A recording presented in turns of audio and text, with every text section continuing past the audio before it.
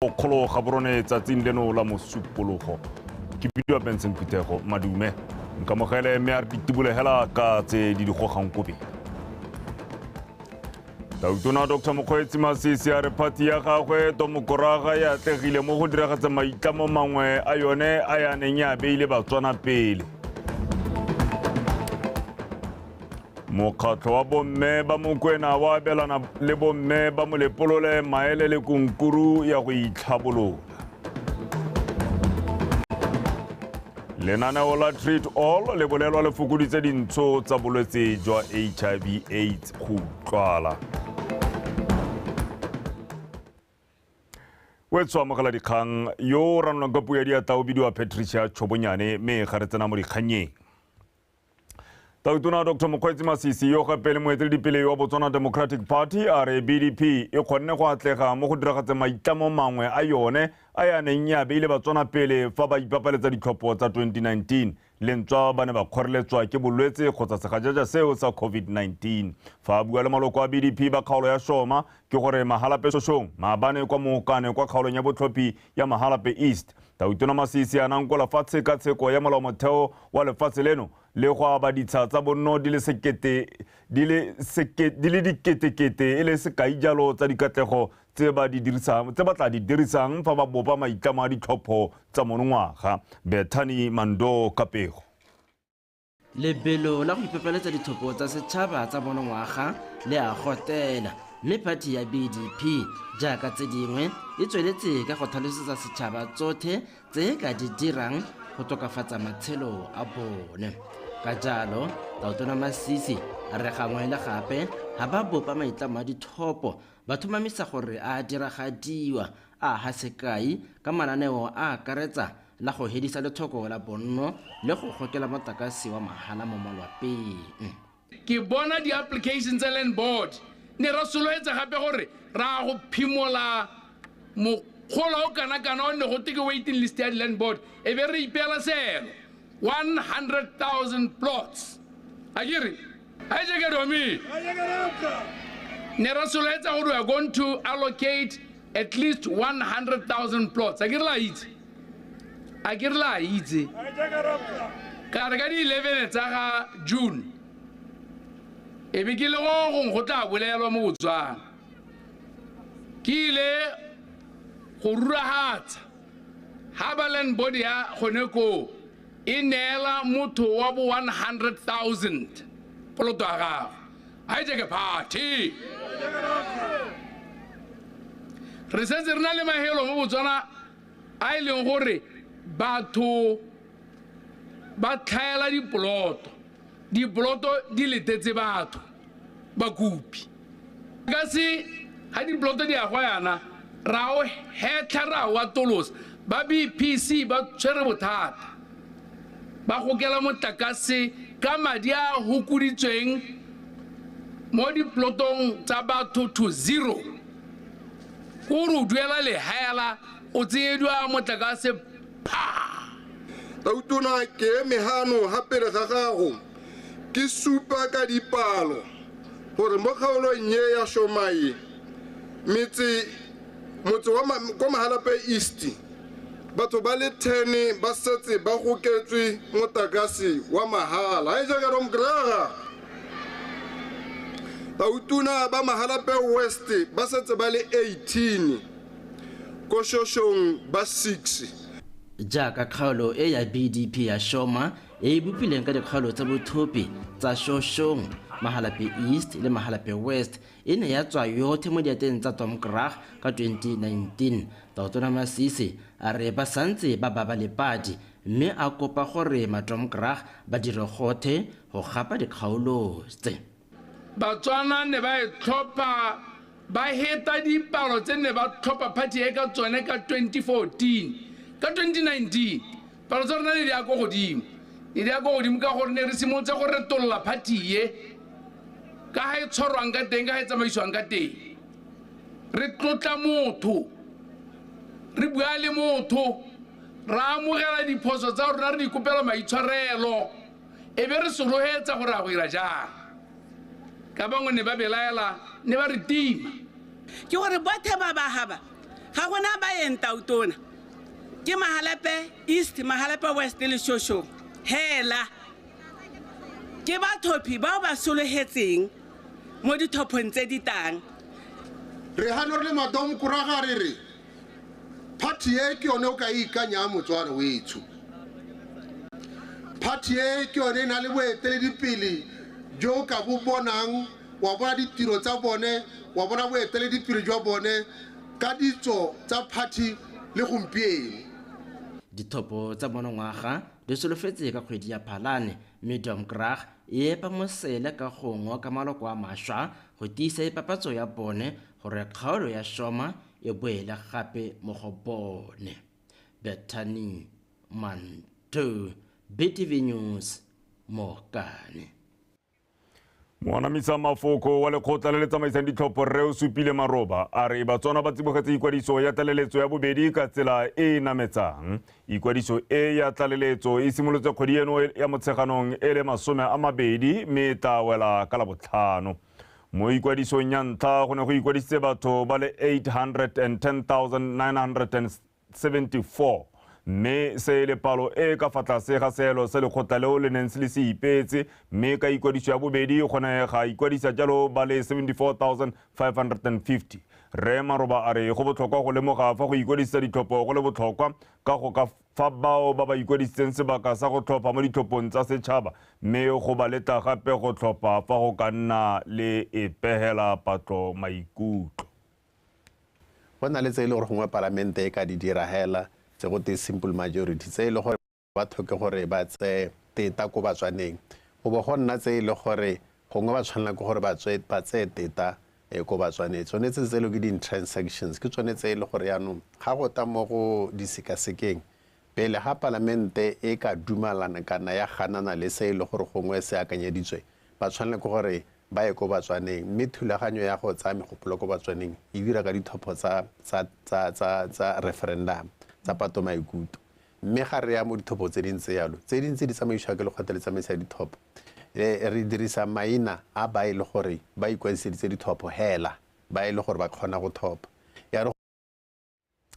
tse dingwe ke tse di reng banana ba lefatshe la Botswana ba rotloediwa go inakanya le mohama wa thuo ya dinotshi mmogo le ditswanothing e le la ntlha lefatshe leno le simolodisitse jalo dithuso tsa barui ba dinotshi tse di hitlhelwang mo lenaneong le le popota la thuo le tlotlo. Tona wa lephata la temothuo Rre Fidelis Molao o buile se kwa ipilelong letsatsi la dinotshi lefatshe ka bophara kwa toropong ya Silibe Phikwe. Mamusi Siska Kapego.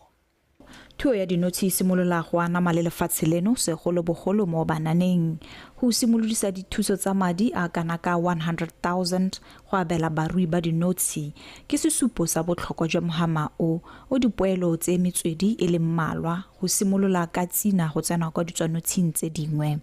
Ntlha e nngwe ke gore letlhoko la tsina ya notshi lefatshe ka bophara le tsweletse ka go gola mme seo se neela barui ba notshi tsholofelo e tona mo mmarakeng. Tsina e tlhwatlhwa kgolo mme ga ena tiro e ntsi e kalo e leng gore motho o tlola a hutse motshegare otlhe a re o disitse dinotshi kgotsa o bapalela dinotshi ka gore di a ipapalela tsone di tlhoka ledu la hela ga di ka nnang teng di sa kgotakgotiwe gone gore di tle di kgone go ipapalela di be di dira tsina ka ga di dira tiro ya tsone ya pollination. By engaging young people in beekeeping activities. Go rotloetsa le go ngwekela banana mo thuong ya dinotshi ke jaaka re godisa le go nna le baeteledipele ba tlhwatlhwa mo go tsa tikologo le go itse bo mosola jwa itsholelo ka thuo ya dinotshi. Dinotshi di mosola thata go godisa dijalo mme ebile di rotloetsa thobo e kwa godimo ya maemo a ntlha. Se se thusa mo go itireleng dijo tse di lekaneng le tse dingwe tsa temothuo. The pollination is very important. It brings back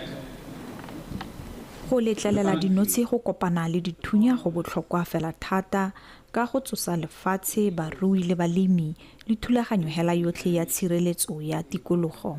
Re ka kgona go busetsa serodumo sa BCL ka thuso ya dinotshi. If we introduce the bees, the pollination will take its place. It will do its thing. For those who don't know, Thuo le Tlotlo ina le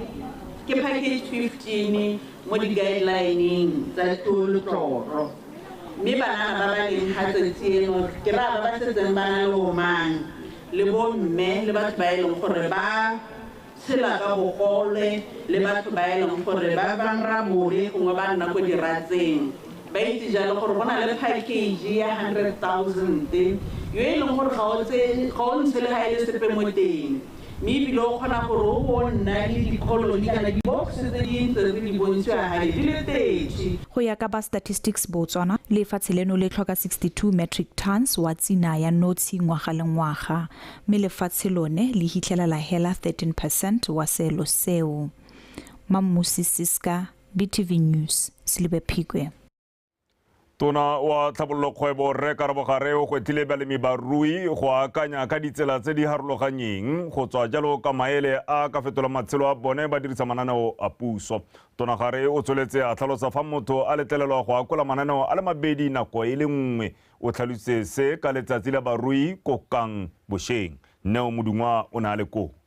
go tlhalosiwa fa temothuo e na le bokgoni jwa go fetola itsholelo ya lefatshe leno go tswa go e fa gare go ya go godimo ka ngwaga wa 2036 ke ka mo balemi ba rui ba kgothediwa go ntsha maduo a bonalang ga mmogo le go lema le go ruela thekiso. Ke tlhaloganya seemo sa dikgwetlho tsa lehatshe jalo mme nna ke dumela gore ha re ka oketsa boleng ba kgomo a ka ntse ke tlhalosa batho ba tla nna le madi a go investa gore ba tlhokomela dikgomo because mahatshe a mangwe a tshwana le bo Kenya o tla jwa motho a gore a na le go le 700 mo farming ya 10 hectares mme le 700 ka gore madi a teng o kgona gore a di tlhokomela ka mokgomo o rileng jaaka ne ke supa kere kana kgomo e ke se se jang ha o boa o ntsha madi 100,000 o neela motho mme bogodi bo santse bo kelemile ke tsena gore puso ya eme ka dinao gongwe le gone ya go bankanya re na le kgang ya dibatang tsone tse ntse ke bua ka tsone a puso e bone e create di-policy tse e leng gore di tla dira gore leruo le kgone go gwata di-policy yaka go ha ba wildlife gore ha tao e tshwenya a ba hue thata ya gore tao e ba e ntshe. Mo godimo ga mo balemi ba rui ba gakolotse go itsheka-tsheka gore ke eng mo nakong eno thuo e wetse kwa tlase fa go tshwantshangwa le dinako tsa maloba. Ditsha di bewa mo thogo tsa bonno nna go tsana mo ditsheng tsa dipolase tsone ko teng di emisitswe go focuswa mo go tsa bonno mme dipolase tsone mme re batla go oketsa population ya dikgomo yaanong ha re sena dipolase tsa go bona gore dio tsa rona di nna ha kae population will never increase. Ha re bua ka fashion ya agriculture re bua ka sustainability ha re ka ke ra thoka go bua ka go ngokela banana mo temothuong ka go oketsa botsa karolo ja bomme mo temothuong mme re dumela gore nngwe ya ditsela tse re ka ba ngokela mo go tsone ke go taka one ka jone boranyane jo re buang ka jone kana di-technologies. Letsatsi le na le ipelelwa ka setlhogo se se reng go fetola dikakanyo go dira temothuo gore e ratege. Neo Modungwa, Botswana Television, Kang. Mothusa tona ofisi ya Gatautona mme Boitumelo go fa modimo o tlhagitse banana ka bodiphatsa jwa go latlha ngwao ya bone fa bua kwa letsatsing la go ipelela ngwao kwa Maubelo kwa kgaolong ya Kgalagadi mme go fa modimo o kopile batsadi go ruta bana ka ngwao gore ba tle ba kgone go itshegetsa bomme ba ba tshweneng kwa Maubelo ba ne ba tshwere letsatsi le go akola tota go gakolola morafe wa ba tshweneng kwa Kgalagadi go somarela ngwao ya bone ke o lebogile ra dipotsane ka dintlha. Batshweneng ke leina le letswa mo seretong sa morahi o e bontshwene morahi o ne o tsholegetse mo kgoteng ya Maubelo go ipelela letsatsi la ngwao ka mmino wa setso metshameko le maboko bagolo ba morahi o bone ba ruta bana ka ditso ngwao le maina a retang morahi a tswang go lowe lo nyeretswe go somarela to preserve to cherish lo nyeretswe go somarela ngwao ya morahi wa lona wa batshweneng ngwao e supang kwa letswang teng le kwa le yang teng It is indeed a living testament of your commitment to nurturing traditions. Re tla bona le nalane. Re tla bona re thusanya mo menateng le mo botlhokong. Go se ga dinya mo le ke ga sena manyala le nisi. Re itse gore re mmogo re bana ba motho. Rona ba ga mtlharo re hano re saletse ko morago ha dingwao di ntse di ipelelwa. Ke bone go tshwanelwa ke na le bomme ba bang ka mositseng bomme ba ba tshweneng gore e re tsatsi leno le re phuthilelo le hano. Go ya ka bagolo morahi wa ba tshweneng o tholega kwa lehatshe la Aforika Borwa. Ka ditshwene ke lehatshe le le bo le hurutsi ko South Africa go bapa le motse wa Mokgalo. E ne le babina phou ya tshetla ba re go le gona le Motebele le Motebejana e le bana ba ga Malope. Ba re Kgosi Motebejana o ile a tla tshwere tshwenyane nako e nngwe ga ba ntse ba le ko monageng. A tla tshwere tshwenyane a e neela mogolowe gore selo ke se tshwana le motho se. Jaanong mogolo e ne Motebele le ha bona tshwenyane o ile a laela gore tshwenyane e ruiwe e tlhokomelwe mme e tlhokomelwe ka mašwi. Letsatsi la go ipelela ngwao ya batshweneng le tla tshwarwa ngwaga le ngwaga. It's now on the calendar of events tsa lehatshe la Botswana. Lona ba ipapatsi, lona ba bini, lo tshwanetse gore anong le itse gore ngwaga le ngwaga lo tshwanetse tiro ya batshweneng. Mothusa-tona o boletsa ga puso e na le lenaneo la tshomarelo ngwao la National Policy on Culture le maikaelelo magolo a lone e leng go sireletsa ngwao le go rotloetsa tshwaragano ya merahi le go ipelagatsa ka ngwao. Re sa le ho lephata la merero ya ofisi ya ga Tautona le ntshitse dikete di le 100 tsa dipula go thusa morahi wa batshweneng go ipelela letsatsi le. Ke o lebogela re dipotsane Botswana Television Maubelo. Ba re tswa kwa borwa jwa lefatshe le mme re thatloga re ya kwa letšheng kwa kgaolong ya legare ko le goneng go tshwere moletlo wa ngwao. Go bolela fa puso e itamile go somarela go anamisa le go rotloetsa dipatlisiso tsa ngwao ya merafe yotlhe mo lefatsheng leno la Botswana. Nngwe ya ditsamaiso le melawana e tlhomilweng go diragatsa maitlamo a ke molao e itebagantseng jalo le ngwao mo lefatsheng leno. Se se builwe ke tona wa lephata la banana bong metshameko le ngwao Re Tumise Rakgare yo a neng a keteka le bao ko moletlong o Mamosisiska Kapego. Motse wa letšheng mo kgaolong ya Tsopong ke la bobedi go tshwarelwa letsatsi la go ipelela ngwao mo go one. Go supiwa dingwao tse di farologaneng tsa merafe e hitlhelwang mo motseng o. Mohama wa ngwao ka noa moro wa ribolola khumo mo matshelong a setšhaba. Ke ka mo o tshwanetseng wa neelwa ke monokeng e maleba le go godisiwa mo lefatsheng leno le gone kwa mafatsheng a sele. Tse di akaretsa the National Policy on Culture. Ngwao ya rona gape re isireletsa jaaka re supile le gore tebelopele ya rona ya setšhaba 2036 re batla gore ngwao ya rona re le Batswana e be re etsetse ko godimo go bo go bonala. The Botswana Creative Industry Strategy, the 2003 Convention for the Safeguarding of the Intangible Cultural Heritage, the 2005 Convention for the Protection and Promotion of the Diversity of Cultural Expressions. Letsatsi la boletletse ka ditiragalo, mmino, dijo tsa setso le metshameko e supang ngwao. Bogogi jwa motse jwa arogana le setšhaba ngwao le ditso tsa kgaolo ya Tsopong, mme kopo e le go rotloetsa banana go batlisisa le go kwala ka ditso. Re merahe neelanang, re merahe e totanang, re merahe e lemoganang,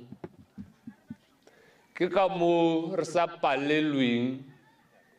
ke go tshwaragana re tshwaragana go godisa le o tla le re mo go lone le re dumelaneng ka bongwagala ja pelo gore re lebitse letšheng. Buile gore bontsi ba teng ga ya kwala mme ga nne e kwala teng e ne e sa kwale e le gore motho a re ke kwala ditso tsa Tsopong ga nna ga tshare wa di kwala ko gore ga di ka ke tsa tshwana ditso tsa bo tsa Kgatleng bakgata ba kgona go supetsa dibuka ba gore a ba re history ya rona ke e kana ba ngwaketse kana ba kwena jaanong ya rona gantsinyana ka ne e kwalwa ka teng ne e kwalwa ke makgwa a na a tsamaya mo kgaolong e go dira ga lona bonte jo bo kana-kana ke jaaka le ribolola yone ngwao ebile le rotloetsa ba letšheng ba malaka ba mokungwane ba mathakola ga kitso dikhwaere tsa mathakola di kae go supa fa puso e tlamile go ngoka banana go nna le kgatlhego mo go tsa ngwao le go tokafatsa matshelo a bone e ne ya simolodusa dikgaisano tsa bodiragatsi le ngwao mme mo nakong eno mo kgaolong ya Phalape go ikwadisitse banana ba le 100 a fetang 5 mo dikgaisanong tseo. Mammusi Siska, BTV News, Letšheng. Mokgatlho wa bomme ba Mokwena o ne o phuthile bomme ba motse wa Molepolole go abelana le bone maele konkuru le dikitso tsa go tlhabolola matshelo a bone e le bomme le gone go lemoga seabe sa bone ba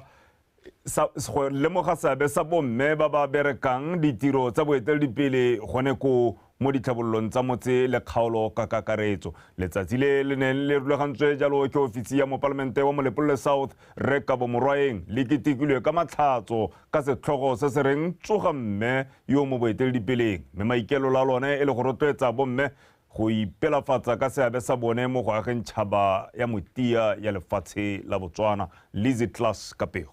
Moletlo o no o phuthile bomme ba ka tshwara 500 go tswa mo kgaolong ya Molepolole South o ne o tsene ke baeteledipele ba bomme ba akaretsa dikgosi baruti bahumagadi bommamoruti le ba bangwe e re ka go temme ke pinagare ya setšhaba go solofela gore maele le dikitso tse ba di amoleng fa ba di dirise go thabolola le go bopaganya setšhaba sa lefatshe leno ka kakaretso. Nako e ke go tla gore re kopane go selonteno go ate go tshwarisanya merwalo re abelane dikakanyo gore tota o kgona yang a ka re bilitse bomme maphila yana go tla gore kgothatsa gore sa ngaka le leruri motho wa mme gore o bone dilo di phatsima di nna jaaka di nna mgone fo mo lapeng ke mme yo a banga eme diane se se mmoletse ya re mosadi o ke o tsogang ka maphakela o wa kiba mme ke tlhwatlhwa batho mme nne ke le sego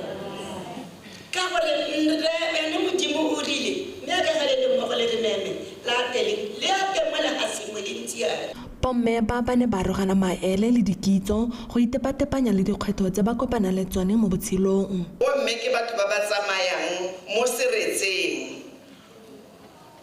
ba tshwere dilo tse di gakgamatsang dilo tse di bokete di a re diragalela mme sehela sengwe sa lontone sa re motlhao wa heda bothata ba rona ke gore ga re itlhaloganye ga re ikitse ko re tswang teng ga gona mothope yo go dira ga gona mothope yo go popa ga gona mothope yo go hantshwanelo ya gore o nne mme modimo ke ena laotseng. Mopalamento wa kgaolo Rekabo Morwaeng o kgothaditse bomme ba go itepatepanya le go rarabolola dikgwetho tse di lebaneng motse wa Molepolole. Ga le ntsiana ke lona baeteledipele ba motse wa rona batho betso batho bangwe ba o teile maina ka mabaka a harologanyeng mme ke lona le bomme le ka fetolang seemose puso e ya ga Masisi eme bomme nokeng re le sampele na le tautona o tsang bomme tsia jaaka tautona Masisi le ikemele ka dinao bomme. Mo go tse dingwe re Morwaeng o ne a gwetha bomme go inakanya le mananeo a puso ka go farologana a tshwana thuo le tlotlo temo le tlotlo le tšhamatšhema go thusa go thabolola matshelo a Batswana le gone go tsosolosa itsholelo ya lefatshe leno. Lizzy Class, BTV News, Molepolole.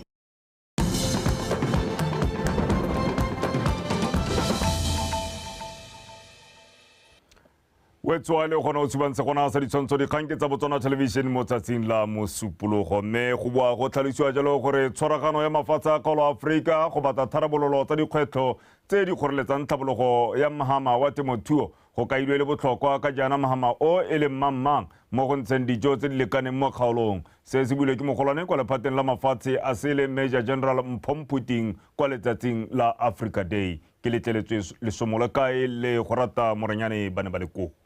Kgaolo ya Afrika e lebanywe ke kgwetlho ya go tla ka tharabololo ya sennalaruri tebang le dikgwetlho tsa mohama wa temothuo di akaretsa phetogo ya loapi. Go supilwe fa go ka nna molemo fa kgaolo ya Afrika e ka tsenya gape leitlho methale ya go tlhabolola menontsane ya mmu wa Afrika gore o nne le thobo e bonalang le go itepatepanya le go tla ka ditsamaiso tse di maleba tsa go lwantsha dikgwetlho tsa luba le tse dingwe. In resolving these common problems and challenges are therefore critical for all of us as fellow Africans to bring about ideas. Re tshwanetse re tshwaragana mo go lwantsheng dikgwetlho tse di re emeng pele re tla ka tharabololo tsa sennalaruri go tlhabolola mafatshe a rona. Baeteledipele ba kgaolo eno ba tswelela ka go rotloetsa kgwebo mo Afrika mme se se raya gore dilo tsotlhe di tshwanetse tsa tsamaelana gore seo se tokafatse itsholelo tsa mafatshe a rona. Area initiative of the African Union, which is one of the flagship projects of the AU, provides one market for African products. It is intended to boost inter-Africa trade and thus enhance our unity and collaborative efforts to develop our economies as Africans. Go aga mohama wa thuto o itshetletseng go kailwe go le botlhokwa fela thata mo kgaolong ya Afrika le ditlhabololo tsa yone. Investir na educação hoje é essencial para construir uma África resiliente, inovadora e próspera amanhã. Investing in education today is essential to building a resilient, innovative and prosperous Africa tomorrow. Portanto, a educação não é apenas elemento fundamental para o sucesso individual. Go beeletsa mo mohameng wa thuto go botlhokwa fela thata go aga Afrika yo itshetletseng ebile a phophoma ka katlego. Thuto ga e botlhokwa fela ke yone mamma mo go tliseng mo kgaolong ditlhabololo tsa sennalaruri. Tshwaragano le yone e botlhokwa fela thata. O seu envolvimento é crucial para se alcançarem as metas ambiciosas estabelecidas na Agenda de 2063. Your involvement is crucial to achieving the ambitious goals set out in Agenda 2063. Mafatshe a Afrika a kgothaletswe go itshwarela ka maitlamo a lekgotla la African Union gore kgaolo e bue ka lentswe le lengwe go itepatepanya le dikgwetlho le go tlhomamisa gore maitlamo otlhe a ba ipayang pele ba diragatsa. Ke letleletswe Somolekae, Botswana Television, Gaborone. Mo go kaganya ditirelo tsa HIV/AIDS kwa kgaolong ya Bokone Botlhaba mme Tshipho Manyiwa a re puso ya lefatshe leno e kgonne go fokotsa dintsho ka tiriso ya lenaneo la Treat All. Mme Manyiwa o supile kgatelopele eo kwa Tatisaiding kwa letsatsing la mafatshe la segopotso sa batho ba ba tlhokafetseng tateng ya mogare le bolwetse jwa HIV/AIDS. Segopotso se tshwarwa tshipi wa boraro wa bofelo wa kgwedi ya Motsheganong ngwaga le ngwaga. Abigail Madorobo o na le ko. Go supilwe fa 98% ya batho mo lefatsheng leno ba ba tshelang ka mogare wa HIV ba le mo diritibatseng tsa mogare o. Mme Manyiwa a re HIV e sale e lemogiwa mo lefatsheng leno dingwaga di ka tshwara 41 tse di fetileng. Mme le fa bogapile matshelo go na le kgatelopele ka puso ya lefatshe leno e kgonne go fokotsa dintsho ka tiriso ya lenaneo la Treat All le ka lone ba ba fitlhelwang ka mogare ba fiwang dipilisi go ritibatsa. Re tsile go itumela re le Botswana re itumelela diphitlhelelo tsa rona ka gore ya nthagela ke goreng re le Botswana pele e ne e re ha motho a tshwerwe ka mogare wa HIV a be gote go emelwe gore masole a ya kwa tase be le gona ka simololang diritibatsi. Gompieno re a ipela goreng re kgona go neela mongwe le mongwe diritibatsi yo o tshwarang ka mogare go sa kgathalesege gore masole a mmele a ntse jang. Setšhaba se gakoletswe go fetola megopolo ya bone ka fa ba lebang batho ba ba tshelang ka mogare ka teng. Go santse go na le kgethololo le kgokgontsho mo bathong ba ba tshelang ka mogare. Ha o leng teng ke batla o ipatisise ka sekgwa ba re introspection. O ipatisise gore mmenna ke ntse ke dira eng. Ha ke ntse ke sa dire sepe jaanong ka simolla go dira eng ka gonne batho ba ba tshelang ka mogare jaaka nna ba tlhokana le tshegetso ya gago ba tlhokana le kgothatso ya gago tsatsi le letsatsi ga ba tlhokane le go kgobiwa ka mafoko ba gaetso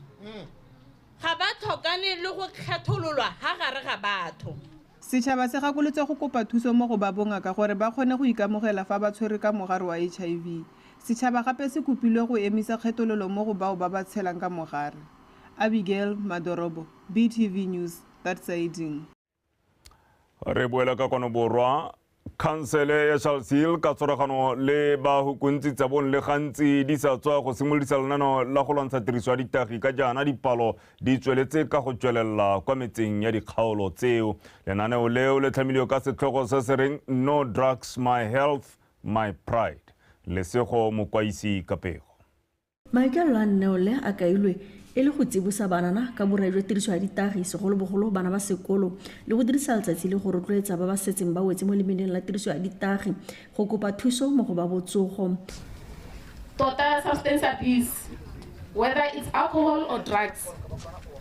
e na le mathata a mantsintsi e na le ditamorago tse dintsintsi gore ga ba tlhokomele bana because mogolo ta ba phakela ba ya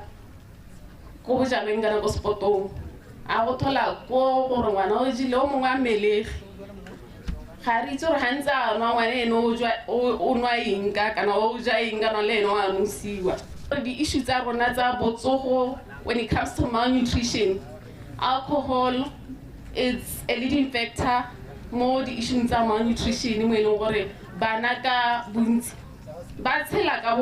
ka mopamo o heteletseng. Modulasetilo wa Councilor Charles Hill o ka ile ha ba tsere tshwetso ya go simolosa lenaneo le morago ga go lemoga ga tiriso ya ditagi ile godimo mo lehatsheng leno segolobogolo mo metseng e tshwana le wa Charles Hill. Le jone bojalwa jo e leng kore bo ka ha molaong ha o sa bonwe ka tsela e leng gore wena o le modirisi wa jone o sa itshomarele ga bona go tsaya sentle so re hano to provide support to individuals ba dingwaga tsotlhe banana bagolo le bodiredi. You are in possession of daga less than 60 grams. You are liable to an imprisonment of 3 years or 20 years as a fine, 20,000 as a fine. If you have 60 grams or over that, you are liable to 10 years or 500,000 as a fine. Cultivation, you are liable to a sentence of 20 years or 500,000. Re ga ibuse o tsweletsa go tlha batsadi go emisa mokgwa go dirisa bana go rekisa ditagi a tlhalosa ga seo se le diphatsa mo isagong ya bone. Lesego Mokwaisi, BTV News, Charles Hill. Me dikgang tse di sa tswang go goroga ke tse di reng Tautona Dr. Mokgweetsi Masisi o kgothaditse maloko a Africa Gospel Church go rapela ka tshosologo ha ba le mo lehatsheng leno. A re molao motheo wa lefatshe leno o leta ope fela o nnang mo go lone go sala morago tumelo ya gagwe ya itlhophetseng. Tautona o na etetse kereke e mono e tlhamilweng ke ba morafi wa Bazezuru. Ke ikantse Khumalo Kapego. Kereke ya Africa Gospel Church e simologile go nna teng mo lefatshe leno ka ngwaga wa 1951 e tswa kwa lefatshe la Zimbabwe ka morafe wa Bazezuru. Barapedi ba kereke e ba re fa le tlhamiwa ke la ntlha ba etelwa ke Tautona yo mo setilong wa lefatshe la Botswana mme ya re ba itekudisa Tautona Dr. Masisi ba kopa fa ba eletsa go fiwa lefatshe le legolwane go tlhabolola matshelo a banana. Nase ke se itumeletseng kuya kwenyu panapa e go tla ha kuzoona kumanikidzika kweta nzvimbo yedu iri panapa o tlo bona gore re pitlagane yang raetso ka chikumbiro chedu kopo ya rona mashure me mavhoti baba tinoda kudzosera pachigaro chenyu re batla gore morago ga tlhopho re go busetse mo setilong sa gago kana mapedza zvese president wangu ha o editsetse tsotlhe raetso Tautona mugotifungirawo nenzvimbo inoyi ukorakanyetse ka lehelo le basa redu tiro ya rona rakakura zvakanyanya e tonagela thata ndere kuti retine workshop pana pe kudzidzisa vana kuveza gone ga nka be re na le workshop ye re rutang bana go betla gone le ku kanda mabava le go thula dibata le bana ba agisanyi bedu pana re ruta botlhe le baagisanyi ba rona go bisa bana mo ma-drugs re ntsha bana mo ditaging. Tautona Masisi a re morafe wa Bazezuru fela jaaka merafe e mengwe mo Botswana o na le tshwanelo ya go rapela ba sosologile mo lefatshe leno. Puso e tla le sireletsa ka sotlhe se nang naso. Zvanzi utungamiri uyu uchakuchengetedzai nezvese zvainazvo mo tumelong ya lona pakutenda kwenyu gore le dumele le phuthulogile mutende makasununguka ka goreng go mo molao motheong wa Botswana ke lebogela kagiso ya lona ndiri kutenda zvakanyanya magariro enyu le tlotlo puso ya lona zvese nekuremekedza kwamurita umambo le wenyu tshalwa morago molao wa lona munotedza kumasure mutemo wenyu batho ba tsena kereke ba iragela jalo kana vanhu vachipinda chechi vanoita saizvozvo puso ya me ya leboga utungamiri wangu uri kutenda zvakanyanya ke lebogela gape maitlamo a lona go ipelega ndinotenda zvakanyanya kuzvibereka kwamunoita ke le supa ka ditiro le dikeletso ya ka le kopa gore le ne le sekwele sa diatla. Tautona o ne a tswelela ka go kopa maloko a kereke e go ikwadisetsa ditlhopho gore ba dire tshwanelo ya bone ya go tlhopha puso e ba e batlang. O na le tshwanelo ya go ikwadisetsa ditlhopho unefaniro yekunyoresera kuvota go kwadisetsa ditlhopho ke mang ke one pina gare ya puso ya batho ka batho. E re ka lefatshe leno le lebanwe ke komelelo ka ntlha ya luba. Tautona o ne a kopa ba kereke Africa Gospel Church go rapelela pula. Ke Kantse Khumalo, Botswana Television, Gaborone.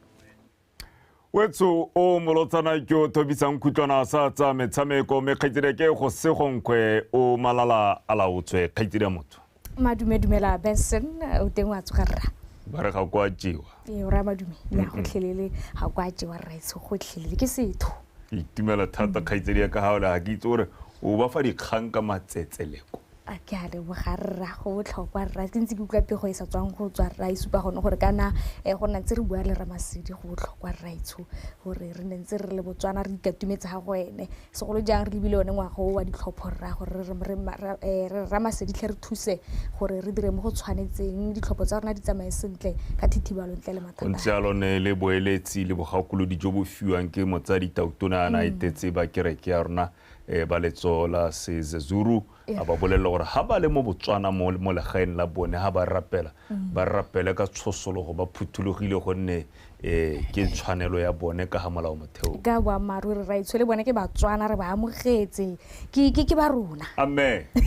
Tla ka le boge Benson me kere madume dumela wetso tle ja ka sa tlhalositse o fano ke go se go kwe o tla bonga go nela dikgang tsa metshameko e le tsa Botswana Tonight me ka gore le tle a re tsena mo go tsena re simolole ka kwa setlhoeng e supang gore ditlhopha tsa mabelo tsa Madinare Athletics le Maung BDF Athletics di ne di rena kwa lebelong la ntlha la Okavango Road Race le ne le segeditswe kwa borogong jwa Okavango River Bridge kwa Mohembo ka mafelo a beke lebelo le ne le bonwa tota le bona mawelana a go ratumelo e bong le sedile le sedinyana ba fenya mabelo a 15 kilometers le 10 kilometers a bomme ka tatelano eo mo letlhakore la borre lebelo la 15 kilometers le fetswe ke lopang ontsi fela 10 kilometers lona le phamotswe ke uthusitse makaraoke botlhe ba tswa kwa setlhopheng sa Madinare Athletics a rutlwa go le gontsi kampho Aaron. Kgaisano ya Okavango Road Race ya boile ya nthale khotla la bopelo thomogi la utsa ba ba megile mo khotlanya ya diphologolo le batho la Okavango Human Wildlife Foundation fela dipalo tsa batabogi ya bo isitse dinametsa mo mabilong a 15 km le 10 km fa isi mo gola ituso bodutu la 5 km le lone le boneng dipalo tse dintsi mawelana a go ratumelo go tsomolopa bojang le sedi le sedinyana ba ba tsa keta pele fela ditloga ba tsamaya bothe go fithala ba tla ba kgaogana fa le sedinyana ana ya go digela le go fenya la 10 km le sedi a tsweledisa 5 km yo setseng a ntse a eteletse pele mme a kgona go fenya lebelo leo la 15 km mo nakong ya 1 hour 7 minutes go ikgapela 10,000 pula ke gonne ke tswa mo resting tota ya 42 km tsone ke motaba go BTC ditsela tse ne re di dirisa for marathon one wa gompieno di ne di se ame fela le metsi re kgona go rano mo tseleng ga ona space le gore ra se mo moregela tota le ngwe go tlang re sola gore re ntse re attende yone re ise competition ne ke shobetse gore ke tla kera competition ya la ile tight yaanong ka lesego la modimo batho ba ke beng ba mphile competition ke fitlhetse ba seo mo racing ya kwana ga ke sure ga ba kganetswe ke gore kgakala kana ba kganetswe ke mo lethakoreng la borre le lone le ne le sena phadisano e kalo go tswa mo ditlhopheng tsa monogae batabogi ba Madinari Athletics Club ba tsaya keta pele ba mekamekane le motabogi go tswa Kenya Lazarus Stowe. Lopang Ontsi wa Madinari a kgona go fenya 15 km mo nakong ya 48 minutes 14.39 seconds a sala morago ke Lazarus Stowe wa Kenya. Mo lethakoreng la 10 km o thusitse Mokaraoke wa Madinari le ena a fenya mo nakong ya 32 minutes 42.73 seconds a sala morago ke mogabone Ronald Molapisi ka 34 minutes 14.27 seconds. Mme ba ikgapela jalo 8,000 pula le 6,000 pula ka tatalano eo. I was ready for the race and I'm happy about the competition because nekenale monna ona tswa Kenya nampa pressure mo racing. Yeah, and ke itumeletse race ke itumeletse la thata because the prize money tsa teng di go di madi a tamantsi number 1 is 10,000 madi a tamantsi mo lebelo le nne ke le tapala 10 km tota ne go sena pressure batho ba ne ba mpha pressure ne ba seo wa ka mpha motivation or ke tsamaya so that's why ke khona ta bana go tsa dipotas e le gore neng ka se ke itabo pata gore go di se jalo gore ja ka rena le bojanala kana diphologolo tse di rena la bojanala ha ke re betso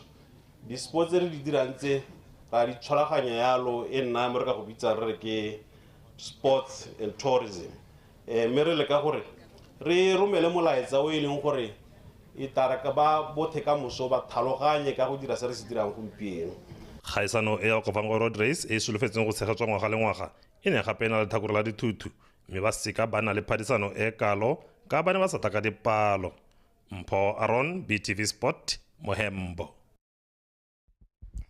Fartswelela mo parlamento wa kgaolo ya Shashe West Fidelis Molao o phoputile lekgetla setlhopha sa Chadibe FC go fenya bomampudi jwa le ke First Division ya Bokone madua a ba tlhatlhoseditse kwa ligeng ya Botswana Premier mo pakeng e tlang ya 2024-2025 fa bua kwa moletlong wa go abela setlhopha seo sejana le dietsele kwa gape a neng a abela setlhopha ditsompelo tsa motshameko wa kgwele ya dinao. Molao o yo gape e leng tona wa Timoteo a re ba ya go neela setlhopha ke monokeng ya popota ka jana se dirile kgaolo motlotlo Karabo Sebele wa latela. Abafana ba jabulile jaaka setlhopha seo sa Chadibe FC se tumile mo mererong ya kgwele ya dinao se gapile bomampudi ba paka ya 2023-2024 ba ligi ya Botswana First Division ya Bokone mafelo a beke a fitile morago gore ba tshameke maleka a lefela setlhopha le Sambala Kalungu FC go kokoanya jalo dintlha di le 30 le bofera bobedi go tswa mo motshamekong e le 22. Jaaka re tswa kgakala ka ofisi ya me re ntse re tsweletse ra amana le setlhopha ka nte re thusa ha re kgonang go thusa teng ka dithaelo tse di teng mme re dumela yalo gore mo letsatsing la gompieno lo le boeteledipele jwa setlhopha tsa gore mo boemong jwa kgaolo ya rona mo boemong jwa motse wa rona tsholegelo ke gore re ta bereka mmogo ka tshwaragano gore setlhopha se go itshwarelela go Premier League. Modula setilo wa ligi ya Botswana First Division ya Bokone Jonas Ikgopoleng o kgothaditse setlhopha sa Chadibe FC go tsaya ligi ya Botswana Premier ka tlhoafalo ka ena le dikgwetlho di le mmalwa. Go atega ga Chadibe go ne go se bonolo mme la se seneng se le botoka thata ke consistency ene ena le go ga bo gakologela Chadibe United e ne ya go di-playoff last season ya ske ya kgwa mme gompieno go boele championship e go supentsha gore e nele le consistency e ntsi jaanong se go ye ko Premier League ke dikgwetlho so e tlhoka gore batho botlhe be ba eme ka dinao. Mokatisi wa setlhopha sa Chadibe FC Thatayono Soni yo thusitseng setlhopha sa Traffic go palamela kwa ligeng ya Botswana Premier o iteetse le go fi batshameki go supa mowa go fenya ntswe paka eno ne se bonolo. Le bagaka le tsere setlhopha sa Chadibe ibile le tsere le motse wa Chadibe le o tsentse mo dithaloganyong tsa batho mo lehatsheng lotlhe ka bophara. banni ba Chadibe le bana le seabe ka go farologana ba rotloeditswe go ema setlhophanoke gore se kgone go itshetlela kwa liking ya Botswana Premier. Karabo Sibili, BTV Sports, Chadibe. Farazana mogotsi a diama motshameko wa table tennis ba ka maluka wa setlhopha sa Moshopa Spinners of Apile Mompati Chabe wa BDF ka disete tsene go ile nngwe go gapa bomampudi jwa borre jwa kgaiselo ya table tennis ya Phoenix Assurance Botswana Super 8 ka fa letlhakore la bomme bomampudi bo gapilwe ke tshepiso re ba tenne wa setlhopha sa Nghabe a sena go fenya Olorato Ramagapu wa Smash Munich ka 4-1 kgaiselo e ne tshwaretswe kwa holong ya Babusi mono Gaborone. Victoria Duncan o go tshwaretse dintlha. Ba ka maloka o fetetse ko makgalakgang ka go fenya metshameko e mebedi mo go meraro ya ditlhotswana le go garaswanya masalesole wa Smash Munich ka disete tse nne go se ka makgalakgang. Mo makgalakgang a gago le Mompati Chabe a latlhegelwa ke sete ya ntlha ka 7-11 fela a kgona go boa ko morago mo go ya bobedi a e gapa ka 11-7. Maloka o ne a tswelela ka go fenya disete tse pedi tse di latelang ka 14-12 le 11-7. Mompati Chabe a retelelwa ke go boa ko morago jaaka ba ka maloka a gapa sete ya bofelo ka 11-5 go fetsa motshameko ka disete tse nne go ile nngwe go fetoga mampudi mo letlhakore la borre le go ikgapela 5,000 pula sejana le seetsele sa Gauta. Mompati Chabe a tsaya maemo a bobedi le go ikgapela 3,000 pula le seetsela sa Selefera. Di results tse ne ke di soletse tota ga se tsone like we net tournament ne ke sa solofela ne gore ne ke sa batle go lusa match up mme ka maswabi ne ke a lusa match up kwa bohelo mo group mo go ireng gore ke ne number 2 mme a be ke a ipanganya diphoso tsa ka gore ke kgone go finaling gore ke wine semi final ka be ke a finaling. A gompieno ke bone gore forehand ya ka ne le botoka ne ke le ka gore ne ke bona gore nkare ya pala ya re ke tla ya no ne ke tshwantse go bankanya yone thata gape ke ipanganya le tlhaloganyo ya ka ke ska ikomanya mo go kaloka. Mo letlhakore la bomme tshepiso re ba tene o simolotse ka go fenya metshameko ya gagwe yotlhe ya ditlhotswana pele a fenya Namibo Mbula wa DTTC ka 4-love go fetela ko se ka makgalakgang kwa neng a thulana le Olorato Ramagapu. Mo seteng ya ntlha a kgona go dirisa forehand ya gagwe go e gapa ka 11-8 mme a tswelela ka go gapa ya bobedi ka 11-6 le ya boraro ka 11-8. Ya re mo seteng ya bone Olorato Ramagapu a mo kukunela a fenya sete eo ka 11-9. Ya bo elo one maiteko a o fela jaaka re ba tenne a fenya sete ya bofelo ka 11-9 go dira phenyo ya 4-1 a ikgapela 5,000 pula sejana le seetsele sa Gauta. Olorato Ramagapu a bona maemo a bobedi 3,000 pula le seetsele sa Selefera. So far so good. Most of that Kesansi ke recover from the injury, so I wasn't expecting gore ebe ke ka tshwara madi wa ke a tshwereng today. But ke lekile go kgweretlisa. I played a game e leng gore empha gore ga impe mo disadvantageng gore ke helele gore ke strain my ankle. So I was playing defensive most of the time. Kgaisano e ne e phuthile batshameki go tswa mo ditlhopheng tsa table tennis di le tlhano tsa BDF, DTTC, Nghabe, Smash Munich le Moshopa Spinners. Kgaisano e latelang ya table tennis ke ya Nghabe Open e tla tshegetswang kgwedi e tlang e rogwa mo Gaborone. Victoria Duncan, BTV Sport, Gaborone. Meka gore alo di khantsa metshameko di boela ka tseleng senjalo wetso a re bo re kopana khante jana kana ko ya bofera bongwe jaaka tla go dineela ka puo ya Seeng. Meka gore lo tlhewetso a nne boroko a re bo re tswela re ntse re change dikakanyo maikutlo ga mmogo le boitshwaro ka sona se ba ka tla ke di busitse go Benson Phuthego a boe a lenele ditlhogo gape right. Ga bo ke tanki he. Ke tanki hela re tla boa re kopana khante jana. Sidibela. Lo metsi a sha tsholo.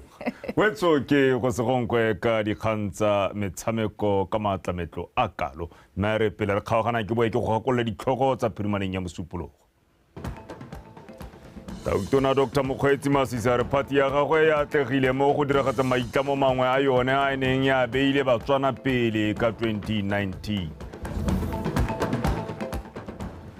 Mokgatlo wa bomme ba Mokwena wa belana le bomme ba Molepolole maele le kunkuru ya go itlhabolola.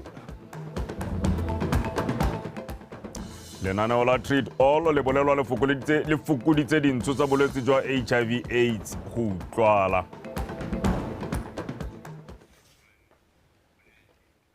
Wetsona di lekalo kgankga ko di fela nako ke yone e go gangwe le gape ya bong e le mabifi mme ka go rialo re gakologele jaaka kgaitile ke go sengong kwa buile gore a re tšhentšheng re tla bo ra hela kwa go ba tepoloapi go utlwa ka maemo a bosa e le ruri moenyana pele le bonela wabo a nne kagiso.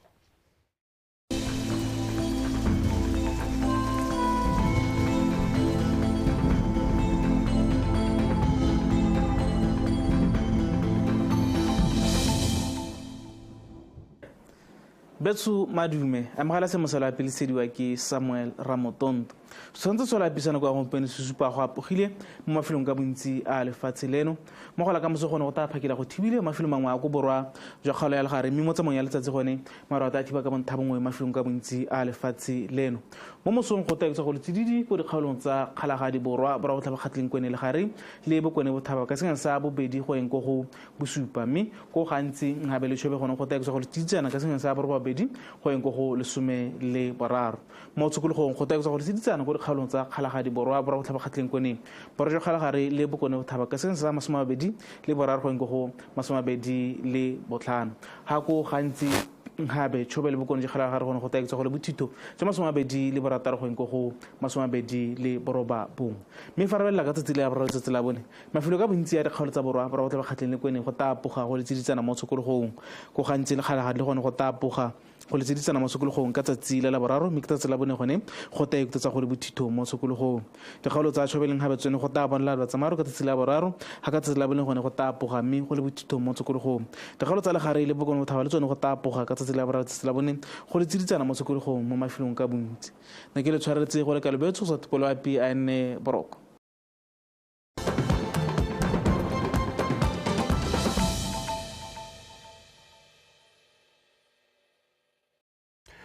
wetso tsatsi ke la mosupologo mme o ntse o na le rona fano mo Botswana Tonight e le kgaso e popota kgwedi ya motsheganong le yone e ntse e tantabaletse ka tsela e ntseng yalo go setse malatsi a le mmane hela gore e ye kwa bokhutlong Setswana sa ga rona sa re mme ke thari ya setšhaba ebile ngwana wa mmamotho mosidi wa pitsa o itlotsa ka ene ka go rialo bomme ba molepolole ba mokwena ba rotloeditse go ema ka dinao go busetsa seriti sa motse wa molepolole go supile fa go swabisa thata go bo motse o itsege ka ditiragalo tse di maswe ebile di gogomosa ba le bantsi maikutlo se senogilwe ka mafelo a beke eno jaaka mo palamente wa molepolole borwa molepolole South re ka bo Neal